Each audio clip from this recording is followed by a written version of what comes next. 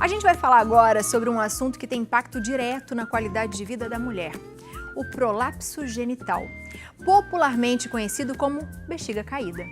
Alguns fatores, como alterações hormonais e doenças musculares, estão entre as causas. Estima-se que 11,1% das mulheres farão alguma cirurgia para disfunções do assoalho pélvico, o que inclui os prolapsos. Agora, no nosso quadro Saúde da Mulher, a gente vai conhecer os tipos de prolapsos, as causas e os tratamentos. E quem nos explica é ele, que nós estávamos morrendo de saudades, o ginecologista Dr. Fabiano Serra. Seja muito bem-vindo, doutor. Boa tarde. Oi, Abi. Obrigado. Que saudade que eu tava de você. Que saudade. Pois é, né, Abi? Me enrolei com alguns trabalhos, projetos pessoais, né? Defendi o doutorado nesse meio tempo, então, mas agora eu tô de volta. E deu tudo certo? Mensalmente, deu tudo certo. É? Ah, é tão gostoso, né? Uma etapa vencida, uma né? Uma etapa daquelas planejadas há 1000 anos atrás, então é uma etapa... Uma conquista. Ai, que bonito. É uma grande conquista. Que bonito. Tá correndo cada vez mais, Tô. hein, doutor? Tem visto? Eu tenho. Eu falo, gente, que orgulho. Tentando estimular outras pessoas também a correrem um pouquinho mais, né, Abi? Fazerem exercícios, Estimula. na verdade, né? Exatamente. É. Doutor, essa pauta de hoje é um pedido de uma telespectadora que mandou pra gente várias vezes e eu falei, poxa, a gente precisa fazer pra ela. E aí eu acho que é um assunto que muitas mulheres às vezes têm até vergonha de falar ou não identifica muito o que é. O que é o prolapso? É muito legal a gente falar sobre esse tema, porque junto com esse tema vem também a incontinência urinária, né? Então a gente vai poder abordar um pouquinho mais sobre esses dois temas, na verdade. Mas quando a gente fala de prolapso genital, o que é o prolapso efetivamente? É um órgão que está fora do lugar dele. Então, de alguma forma, ele cai. Então, seja a bexiga, seja o intestino, seja o reto, que seria a parte de trás, eles até colocaram uma imagem na tela. Então, o que a gente tá quando vendo a gente ali, olha, doutor? se a gente olhar, tá vendo o útero lá em cima? Tô. Ali a gente vê o útero lá embaixo, mais caidinho, né? Então isso seria o prolapso. Ali é um prolapso, inclusive, que nem exterioriza. Existem situações em que o prolapso ele fica para fora da vagina. E esses prolapsos são muito incômodos. Tem mulheres que às vezes sentam, apoiam o útero mesmo na cadeira, onde estiver sentada, enfim.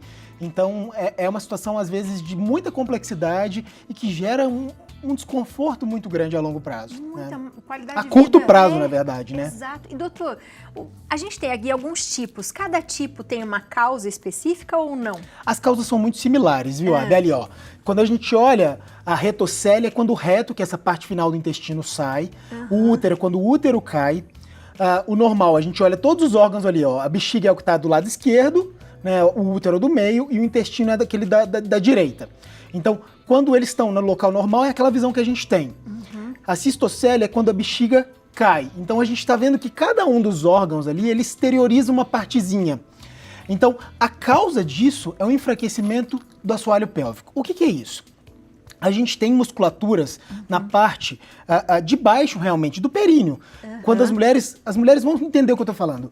Se vocês contraírem para segurar o xixi ali, vocês vão saber, vai ter um músculo ali. Esse músculo é um dos músculos do assoalho pélvico, né? E essa contração desse músculo ajuda, inclusive, na prevenção dessas disfunções, desses prolapsos. E esse enfraquecimento, ele é devido a várias situações. A primeira delas, que as pessoas nem se lembram, é da própria gravidez.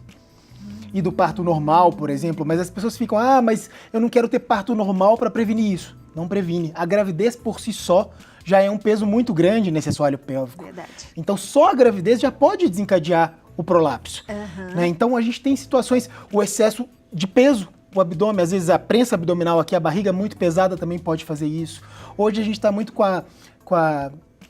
meio na moda, né? O crossfit, o levantamento de pesos. E isso também, se não for feito de forma adequada, com preparo, com assoalho pélvico de forma trabalhada junto com isso para prevenção dos prolapsos, acaba predispondo também os prolapsos, porque é uma pressão muito forte. Você imagina, na hora que você levanta um peso, você faz uma força muito grande sobre esse assoalho pélvico. Porque qual que é o grande problema, Abi? A gente, no passado, a gente andava com as mãos no chão, né? E a gente não tinha essa pressão sobre esse assoalho. Com o passar do tempo, a gente foi ficando o que a gente chama de bípede, andar sobre as duas pernas, e isso fez com que todos os órgãos e estruturas ficassem o peso sobre esse assoalho pélvico, e ele foi enfraquecendo com o tempo, né? Ele vai enfraquecendo com o tempo. E a menopausa é um dos fatores Também. que faz desencadear ainda mais isso. E, doutor, e do intestino, por que acontece? Por exemplo, as pessoas que têm problemas intestinais, isso também pode acontecer ou não tem nada a ver uma coisa com a outra? Pode, Abi. O intestino preso é uma das causas, por exemplo, porque o intestino preso, a pessoa tem que fazer muita força também. Então, tudo que a gente aumenta a pressão abdominal, a gente tende a também fazer prolapso. Porque existe esse enfraquecimento mesmo, né? Então, todas as situações que levam a uma compressão abdominal maior, leva também ao enfraquecimento do assoalho pélvico. E isso é de idade, doutor? Assim, conforme a idade, isso é mais propício a acontecer ou é indiferente? Sim, é mais propício a acontecer naquelas mulheres pós-menopausa. Porque aí também a queda do estrogênio também contribui para esse desfecho, porque tudo enfraquece, né? A mucosa vaginal fica mais atrófica, a musculatura fica mais fina também, que acontece também com a idade, né, Abi? Mas aquelas mulheres que fazem terapia hormonal, por exemplo, elas tendem a ter menos prolapsos, porque ela mantém ali o que a gente chama de trofismo, que é como se fosse uma vitalidade dessa musculatura. É claro que isso não é a única coisa que vai prevenir, né? A gente sabe que tem outras coisas que podem contribuir, como, por exemplo, fazer uma fisioterapia pélvica. Então, se eu disser para você aí que está assistindo a gente em casa agora, contraia os músculos do seu períneo aqui, dessa parte de baixo. Vocês vão conseguir contrair. Então, toda vez que elas contraírem essa musculatura, elas estão trabalhando de alguma forma para prevenir esses prolapsos. Não só esses prolapsos, como também a incontinência urinária. Só que um detalhe importante, toda vez que a gente contrai, é importante que a gente relaxe completamente antes de contrair de novo. A gente não pode contrair sucessivamente porque a contração vai perdendo força. Então tem que contrair, parar de contrair. Vamos fazendo comigo aí em casa, ó. Contrai, para de contrair, contrai. E se a gente mudar de posição, a gente muda também o ponto onde a gente faz a compressão muscular. Então também é uma outra forma de trabalhar. E, doutor, existe uma maneira da gente começar a identificar que isso pode acontecer ou é muito rápido? É um processo lento e gradual, não vai cair de uma vez, né? Mas, em geral, às vezes as mulheres não detectam isso de forma precoce. A não ser que seja no nosso exame clínico, mas o que elas vão se queixar na maioria das vezes é que tem uma bola na vagina. De repente elas falam, nossa, tem uma bola na minha vagina. E ela sente um peso, doutor? Sente um peso na vagina, uma bola na vagina, às vezes a relação sexual fica um pouco mais desconfortável. Então, é a primeira situação, é o primeiro sinal de que pode ter alguma coisa alterada ali, né? Então, associado a isso pode ter também incontinência urinária, que também tem uma relação com o enfraquecimento. E quando a gente fala de incontinência urinária, para quem não entende isso bem, é a perda de urina, é a perda involuntária de urina. Não é só quando você vai ao banheiro e quer fazer xixi, né?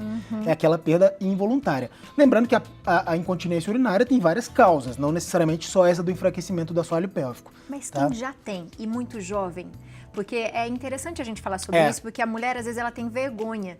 E eu já fiz várias perguntas, às vezes, para as minhas amigas, quando você pula corda, você sente que tem um escape? Porque a gente fala do escape. E, às vezes, você não percebe e isso pode acontecer. Quando isso já começa a acontecer, quando você é jovem, por exemplo, a chance de piorar é grande, né? E é possível ter um prolapso também ou não, doutor? Se nada for feito, Abi. Então, existe já uma relação grande. Por exemplo, na gestação, 4 em cada 10 mulheres vai relatar perda de urina em algum momento. Então você veja como a gestação também é um processo importante nesse quadro, né? Agora, dá pra gente prevenir. Como é que a gente previne? Você percebeu que tá perdendo urina já e você é jovem, poxa, vamos trabalhar esse períneo.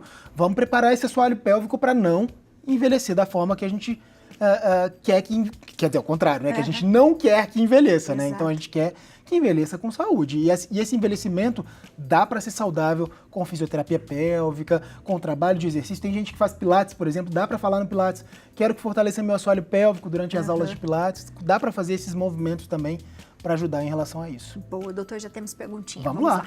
Bora ver perguntinha pro doutor aqui, ó, da Marli. Boa tarde, doutor.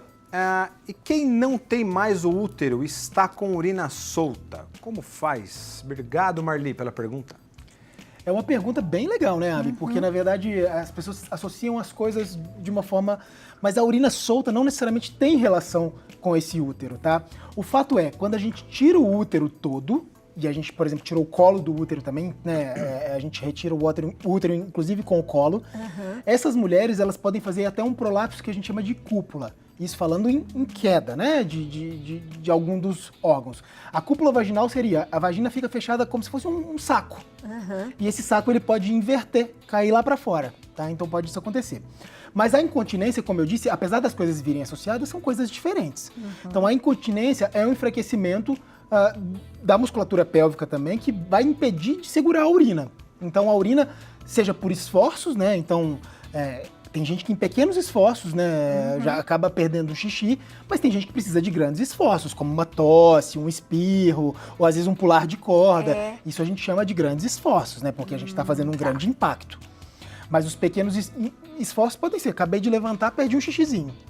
Isso poderia ser também poderia ocasionar uma perda de urina.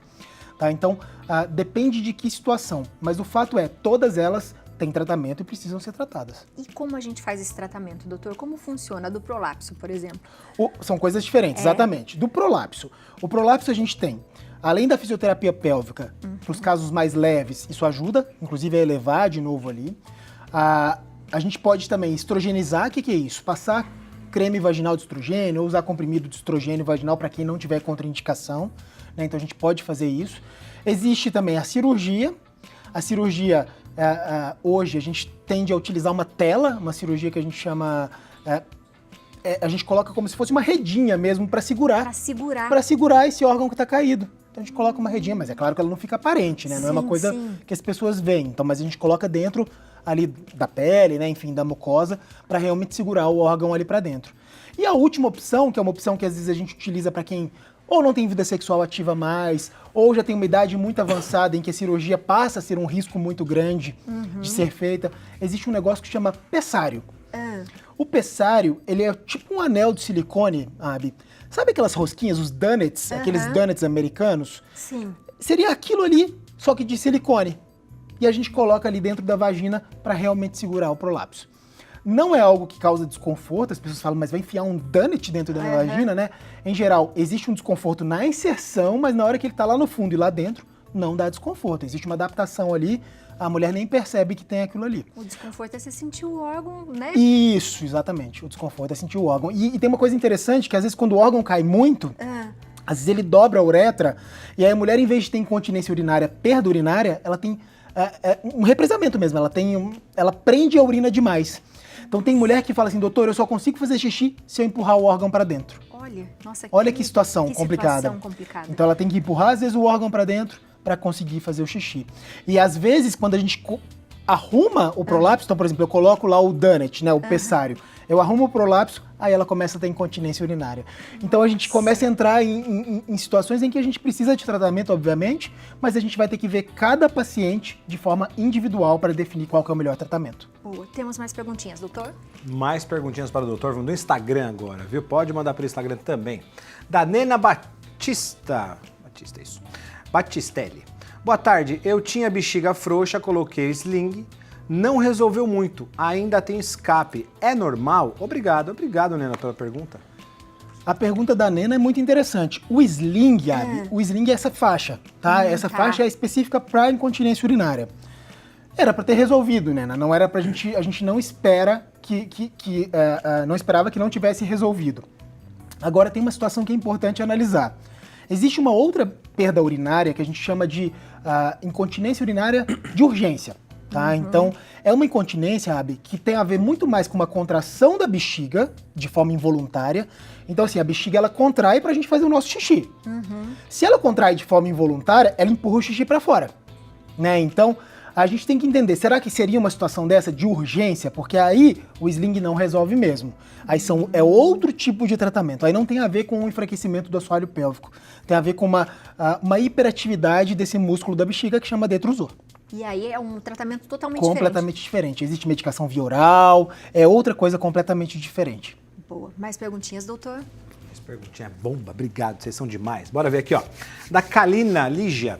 Boa tarde, eu tenho uma amiga que fez a cirurgia, mas a bexiga desceu de novo. O que fazer agora e por que aconteceu isso? Obrigado, Kalina, pela pergunta.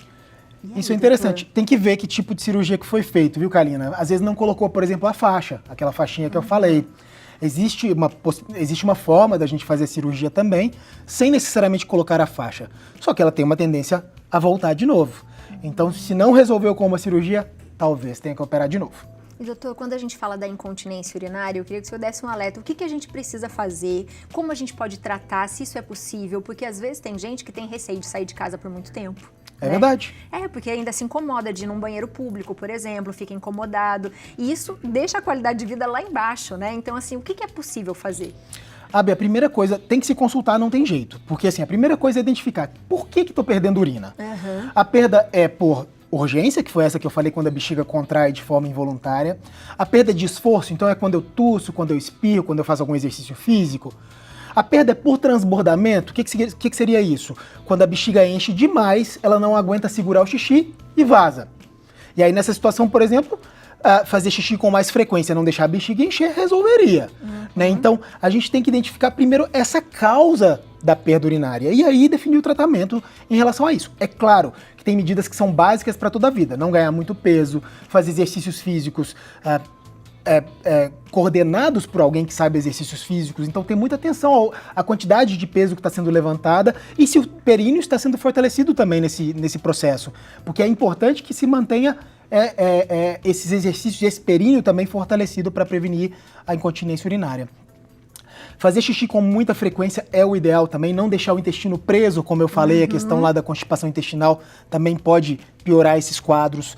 Então, tem medidas que são hábitos de vida. Uma alimentação saudável é básico, porque alimentos que são, por exemplo, muito picantes, eles tendem a piorar a incontinência de urgência, que é aquela que o músculo da bexiga contrai involuntariamente. Então teria que diminuir os alimentos picantes também na dieta. Então teria que identificar primeiro qual é a causa, para depois intervir de forma mais precisa. Mas é claro, se a gente está falando de prevenção, tudo isso que eu disse é válido. Boa. Mais uma perguntinha, doutor? Mais uma perguntinha para o doutor, vamos ver aqui, ó. Agora é do Instagram.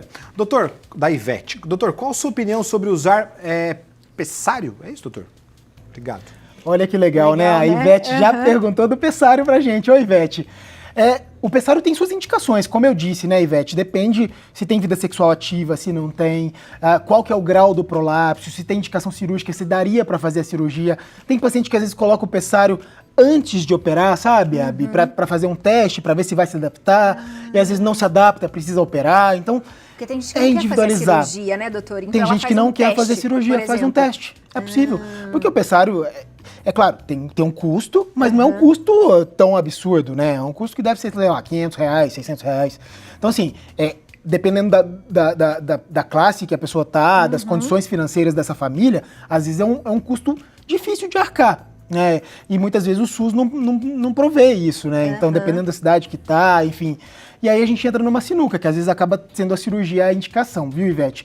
Mas se tem condições, às vezes discutir com o seu médico, às vezes iniciar o tratamento com o pessário, ver como é que fica e ver se seu caso realmente é indicação de pessário, né? Tem que avaliar caso por caso. Boa. Mas eu acho que tem suas indicações. Eu indico pessário, eu tenho vários pacientes que utilizam pessário, então, ó, sou pimpa. Doutor, muitas perguntas, acabei de ouvir aqui da diretora. Acho que a gente pode voltar a falar sobre o assunto. Vamos falar. E eu fico muito feliz de vocês, mulheres, fazerem as perguntas, né? Não ter essa vergonha que a gente já tinha tanto tempo, né? De fazer perguntas, enfim. Quanto mais conhecimento a gente tem, mais solução a gente consegue arrumar. Então, se você de casa quer continuar fazendo pergunta, a diretora vai, separar tudinho pro doutor responder de volta. Pode ser, doutor? Pode, Abi, claro. Podemos fazer um quadro só de perguntas pro pessoal também, se a gente quiser, né? Boa. A gente pode fazer uma segunda parte só respondendo perguntas. Perfeito. Doutor, seja sempre bem-vindo. Obrigado, Abi. É um prazer. Eu tava morrendo de saudade, de verdade, de estar aqui com vocês. Eu fico muito contente de compartilhar um pouquinho de conhecimento, né, com o público que é leigo e que às vezes não tem acesso também a um médico de qualidade ou uma medicina de tanta qualidade. Então a gente sabe que pode contribuir com alguma coisinha para vocês. Então lembre-se de fortalecer o assoalho pélvico. Não esqueçam, mulheres. E dúvida, manda mensagem pro doutor, @doutor_dr Fabiano Serra, o YouTube Doutor Fabiano Elisei Serra e o site doutorfabianoserra.com.br. Um beijo, obrigada. Obrigado, sempre, Abi. Viu? Obrigado, Léo.